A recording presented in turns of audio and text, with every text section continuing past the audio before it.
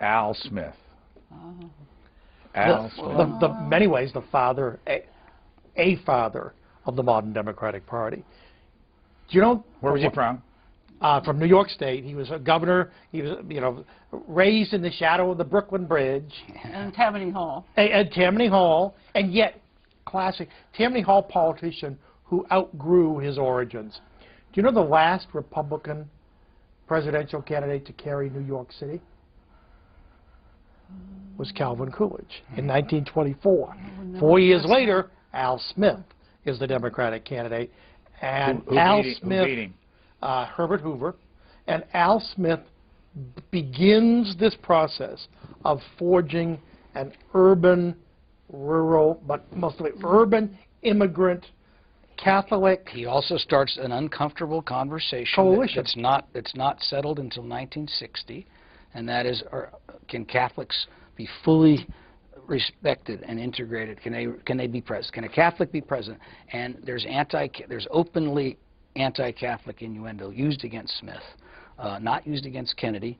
I mean, Kennedy dealt with this issue, but Smith he's the pioneer. He's the one who had to do it. There's the history again. John Kennedy ran against the ghost of Al Smith. Right. The other reason Al Smith, besides the Romanism charge, the Catholic charge, these are good times.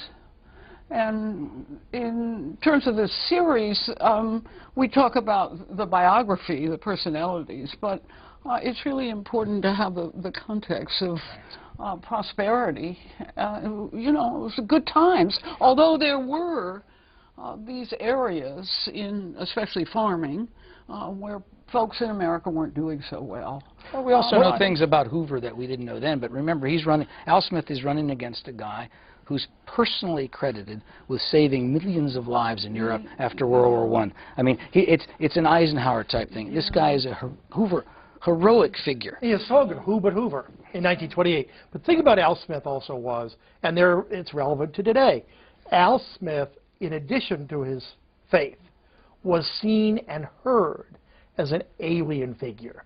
If you listen to Smith on the radio, this wonderful accent from the Lower East Side of Manhattan, this was a chance for people in America to vote against New York. This was a chance to vote against all that they thought was alien and un-American and somehow, vaguely, the immigrant. How badly was he beaten? Nativist. He was beaten very badly.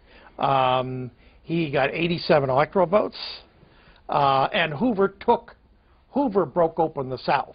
It's not Eisenhower, not Goldwater, but Herbert Hoover, who